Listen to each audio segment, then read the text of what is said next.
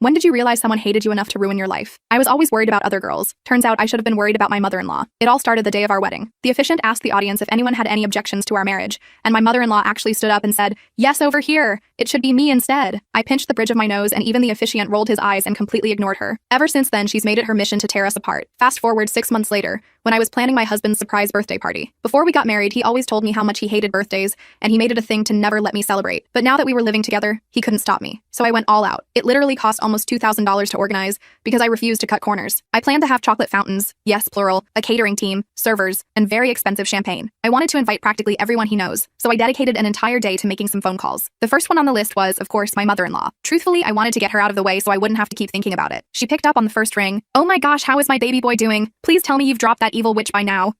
This is actually Sheila." "Oh, right." Her voice immediately dropped, but not with guilt over being caught for what she said. It was more like disappointment. Well, I just wanted to get it over with. So I told her about my plan and how everything was already paid for. All she had to do was show up. Suddenly, she started screaming like a banshee. "Who the F do you think you are?" I stayed silent and waited for her little hullabaloo to be over. In just 5 minutes, she called me every curse word I could think of, told me I was an evil beast for corrupting her son, and that she would rather Michael, my husband, be dead than attend anything I planned. But I didn't have all day, so I simply gave her the time and date of when it would happen before hanging up. Honestly, her reaction was so predictable that I didn't even think about it again. But when my husband got home that night, he told me his mom, my mother-in-law, had called him. I was scared she had exposed my plans, but turns out she had just made a dating profile for him without his permission and sent him screenshots of girls she actually approved of. He told me this with a deep worry in his eyes, as if anything she did could actually affect me anymore. "I'm sorry, my love. You know that I would have gone no contact by now if she didn't have cancer," he said. I let him hold me and kiss me. "Don't worry, Michael. I know," because I really did know, and I refused to let some jealous old hag come between us. The days leading up to his surprise party were mayhem. My mother-in-law kept spamming me with texts like, "You're going to regret this," or "Last chance to back out of the party." And my favorite, "You think you're in control, but you have no idea what's coming." She really thought she was the evil supervillain in a kid's movie or something. So I just blocked her number because I figured she wasn't going to come anyway. Then came the big moment. Me, his coworkers, his siblings and members of extended family, and his best friends all stood in the kitchen in the complete pitch black. In our hands were party poppers, and there was a huge cake in the center. The air was filled with excitement, and everyone was silently whispering about what his face would look like when he walked in the door. But at 4:10 p.m., when he still hadn't arrived, an awful gut feeling washed over me. You see, he was always very time-oriented. Ever since I'd known him, he would go fishing every Saturday morning and get home at exactly 4 p.m. So when 4:30 p.m. hit and he still hadn't arrived, I felt dizzy with anxiety. Well, that's when I got the call. But it wasn't from him. It was the police. I put it on speakerphone. They told me they had found Michael in a car crash on the side of the road. He was dead. A scream escaped my throat. My hands clawed at my chest as if trying to rip out the pain. His family collapsed to the floor, and his coworkers tried to carry me over to the couch. The policeman was still on speakerphone when someone grabbed the phone from me. What he said next hit me like ice to the chest. "We checked the security cameras at the scene.